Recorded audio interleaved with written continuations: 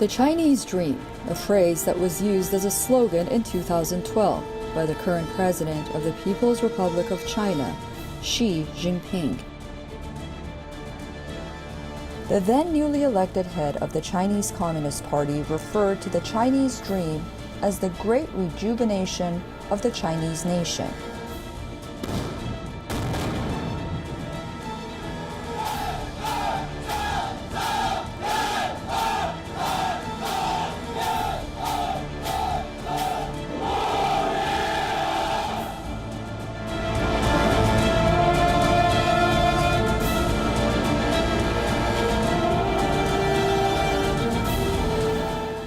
Xi did not coin this phrase. The origins of the Chinese Dream can be traced to ancient Chinese literature. In a poem called Flowing Spring, poet Zhang Sixiao describes waking up in despair after dreaming of the former Western Zhou dynasty.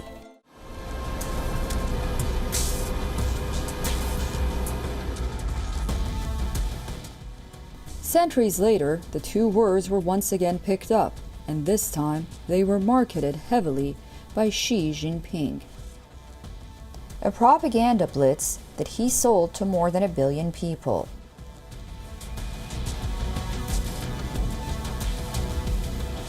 But 8 years later, Xi's dream seems to be falling apart.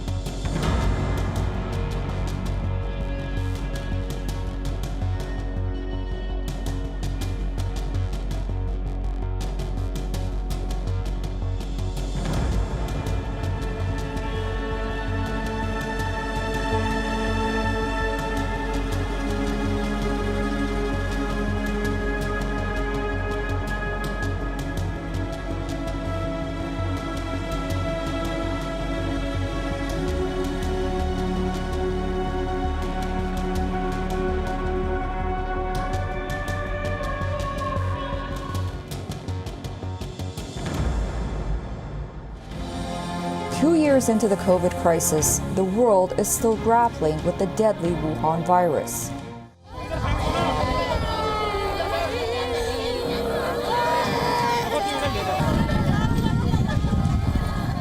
Nobody can forget these horrific scenes.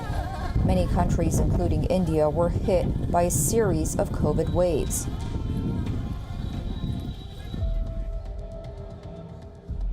The pandemic claimed millions of lives and crippled economies, but in China, it was business as usual.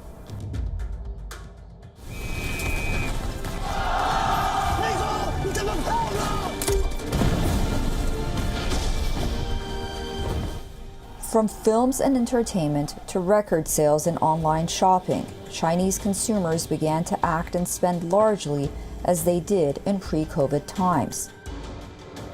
As world leaders struggled to restart the global economy, China claimed it was on track to beat its gross domestic product growth target of above 6%. It was the only country profiting during the pandemic. I think China's true nature became very clear in 2021. The world has been locked down and ill for 2 years because of China. China covered up the emergence and the extent of the coronavirus that came out of Wuhan before Chinese New Year in 2020. It could have locked down and it didn't for political and economic reasons, and the world became sick.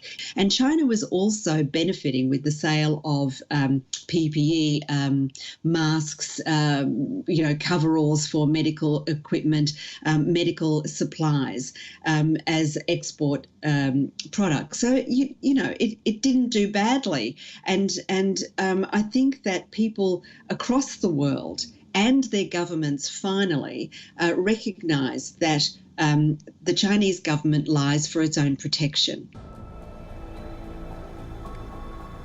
In February, a joint World Health Organization and China team that was probing the origins of COVID-19 wrapped up its inquiry, only to find nothing.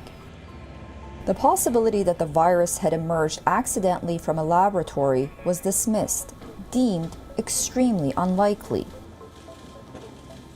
The investigators concluded that the coronavirus is more likely to have jumped to humans from an animal, and that bats remain a likely source.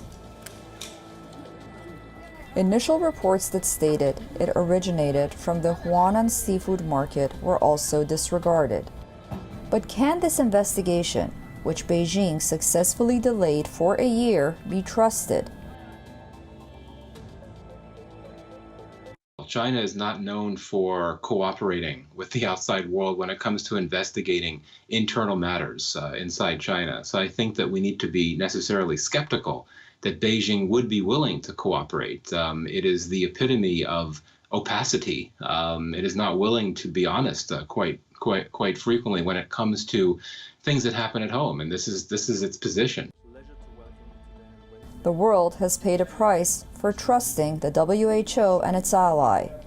Soon after the findings were revealed, a dozen countries, including the US, UK, Australia, Japan, and Canada, demanded, quote, a transparent and independent analysis and evaluation free from interference and undue influence. The World Health Organization wants to relaunch investigations with a fresh team of investigators. The old one has been disbanded. As expected, China is resisting the renewed probe. It is now accusing the WHO of arrogance and disrespect for common sense. Time is running out to determine how the pandemic began. Will the world ever solve the mystery? Not if it's left up to China.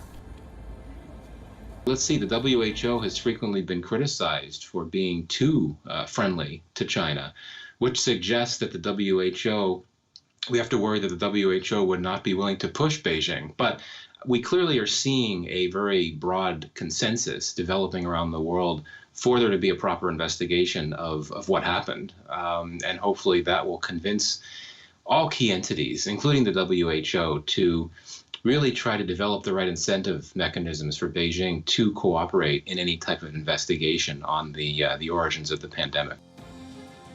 The relationship between Australia and China had already turned sour in 2020, when the Australian government led the international call for an independent inquiry into the origins of COVID-19 in Wuhan.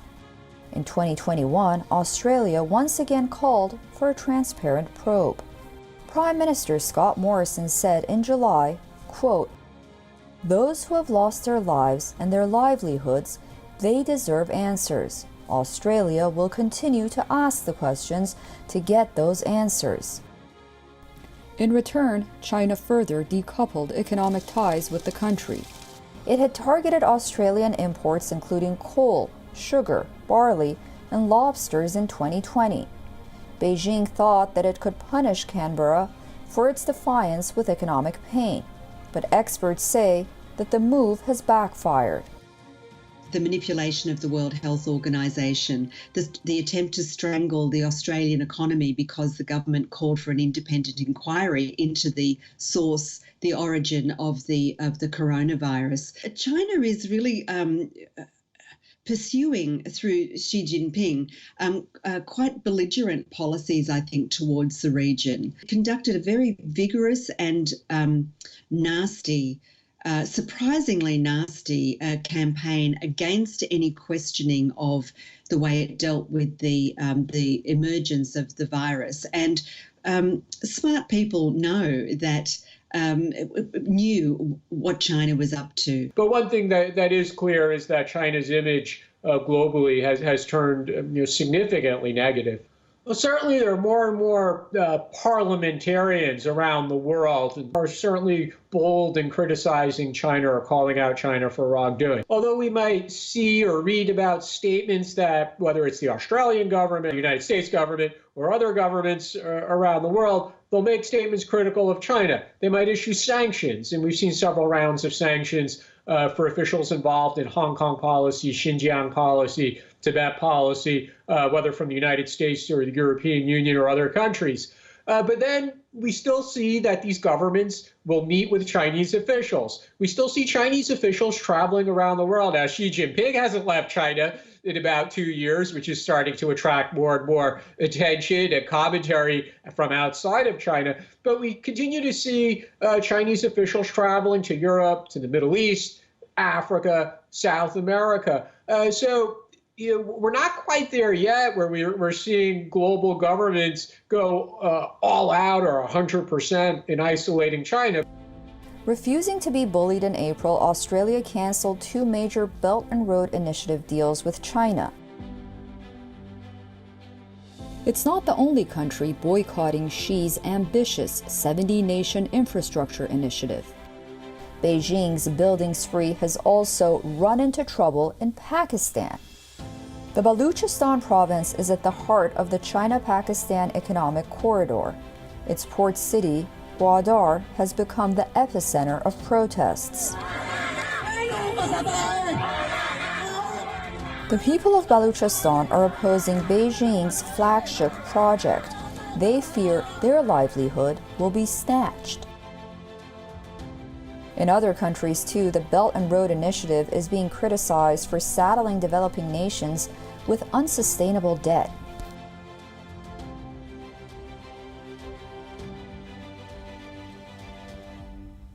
Two great friends of freedom. China is increasingly finding itself being cornered. In September, Australia, the United Kingdom, and the United States announced a historic security pact in the Asia-Pacific. The Trilateral Security Pact is known by the acronym AUKUS. China has condemned the AUKUS Pact as being extremely irresponsible. The ties between China and Australia have reached an all-time low. The AUKUS Treaty, which essentially is an arrangement that allows Australia to get the types of military technology that it's really sought to push back against China, that's a game changer for sure, right? It's a case of 3 major powers, the US, the UK, and Australia, working together to counter Chinese power in the Indo-Pacific. That is exactly what the US wants to do, and it clearly is what some of these other countries want to do. This is something that will concern China. Just after the AUKUS deal was signed, the world witnessed the first ever in-person Quad summit. The Quadrilateral Security Dialogue is a group of 4 countries, the United States, Australia, India, and Japan.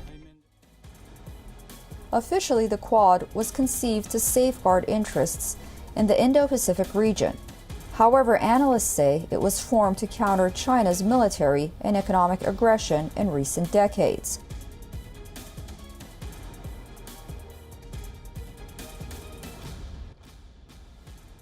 I think that Australia is a key factor in this story about China and how the world is addressing it. We know that for a number of years, one of the reasons why the Quad was unable to gain momentum is that Australia, not India or any other country, Australia was a holdout. It was unwilling to move forward with the Quad for fear of antagonizing a country that it really valued its trade relations with.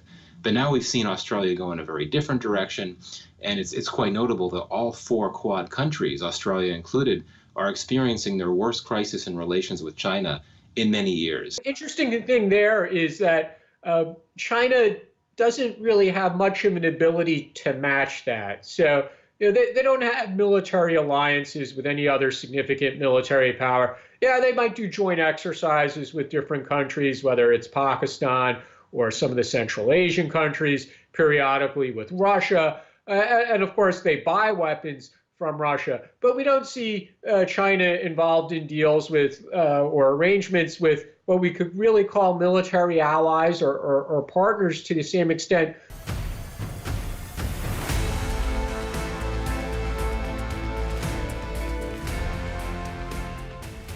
In 2021, Beijing continued to stake its controversial claim on South China Sea. It has been building military bases on artificial islands in the area for years. Vietnam, the Philippines, Malaysia, Brunei, and Taiwan also claim parts of the energy-rich waters. One of the world's busiest waterways, the South China Sea has become a flashpoint for tensions between China and other nations.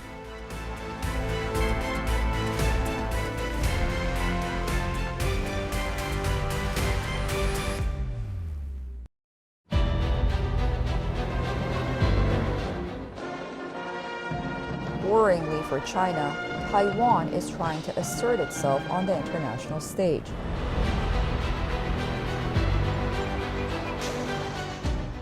The Chinese government sees Taiwan as a breakaway province that will eventually be part of the country again. Tensions between the two are at their worst in 40 years.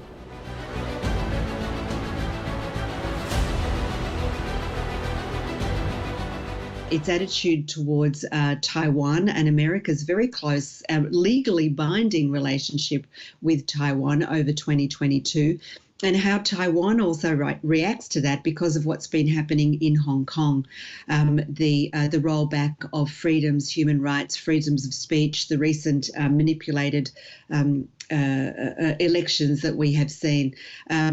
How does that affect? Taiwan sees Hong Kong as the writing on its own wall, and I think that it will be a very serious issue for us to look into and follow over the coming year. But Taiwan has a lot of good news going for it. The pandemic is certainly one of them. The extraordinarily low number of COVID-19 cases and deaths that we've had here in Taiwan has attracted a lot of positive media coverage. Obviously, Taiwan's role in the technology industry has also attracted a significant amount of coverage and a significant amount of come be my friend requests. Recent Chinese incursions into Taiwan's air defense zone have been met with international support for Taipei, including from the United States. In fact, in March 2021, John Hennessy Naland became the first sitting U.S. envoy to travel to Taiwan in an official capacity since Washington cut formal ties with Taipei in favor of Beijing in 1979.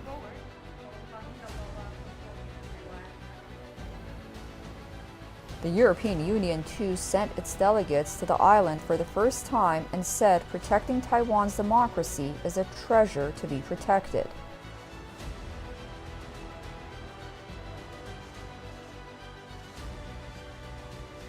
The more we show we care about our relationship with Taiwan, the less chance you have to enter into a conflict in Beijing. And this is really the message we want to pass to our executive branches, to our member states, to everybody in Europe, is that the more you interact with Taiwan, the further you get from a war situation.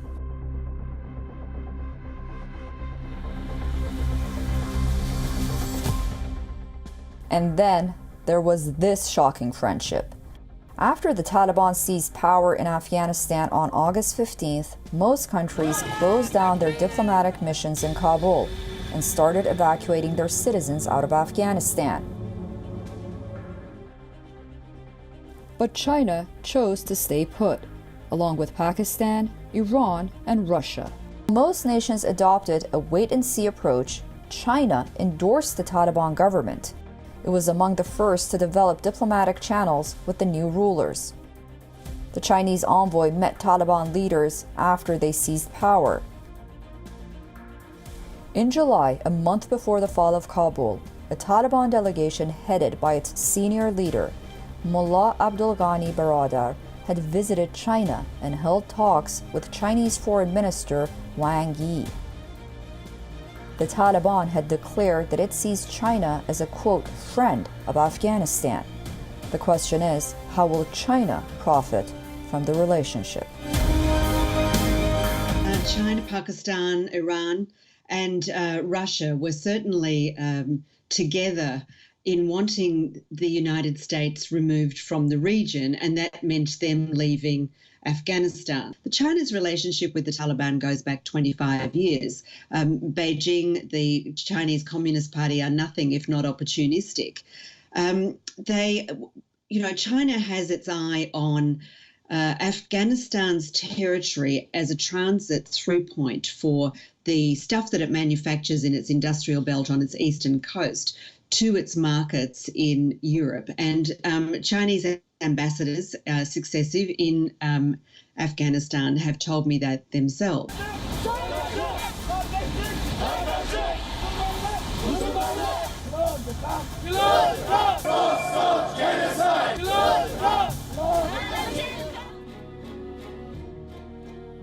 The Taliban had also assured Beijing that it would not host Uyghur Islamic militants from the volatile Xinjiang province, which is a major worry for the Chinese government.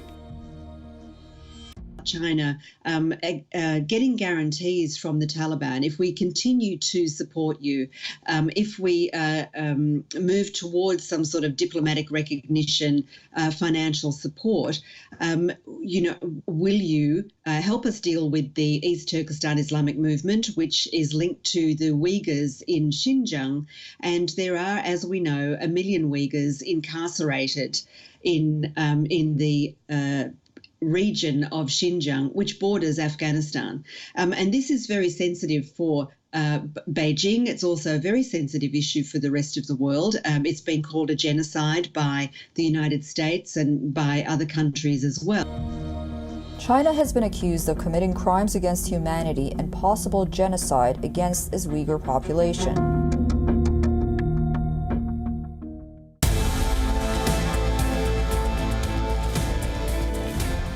Citing the ongoing genocide, the Biden administration announced a diplomatic boycott of the 2022 Beijing Olympics. Boycott Beijing! 2022! Boycott Beijing! Boycott Beijing 2022! Boycott Beijing 2022! While athletes will still be competing, other high-profile dignitaries will not be attending the ceremonies.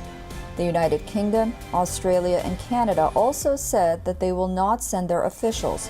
It's a major geopolitical snub for Beijing.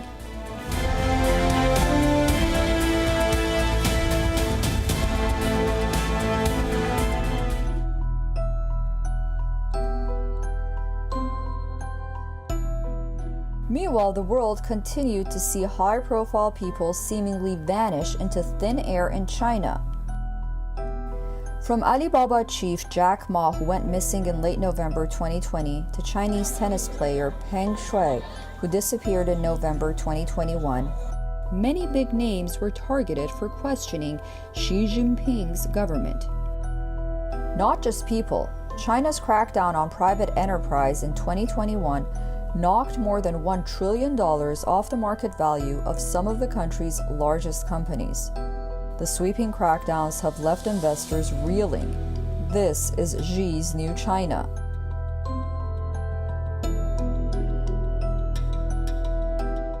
We have to hope that we see more of what we saw in 2021. We saw an effort on the part of the U.S. to build a more organized, broader consensus to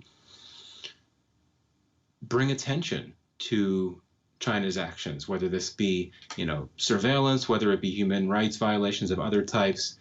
And I think the hope is that we'll see more of that. The hope is that there'll be more efforts on the part of the global community to try to develop alternatives to what China is trying to do. On July 1st, the country marked the 100th anniversary of the Communist Party.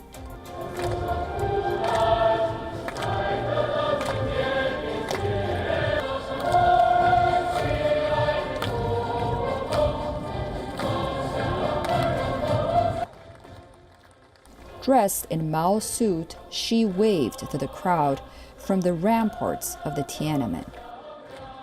It was a highly symbolic scene, harking back to October 1st, 1949, when Mao Zedong proclaimed the founding of the People's Republic of China in the square. Power-hungry Xi is positioning himself as bigger than Mao.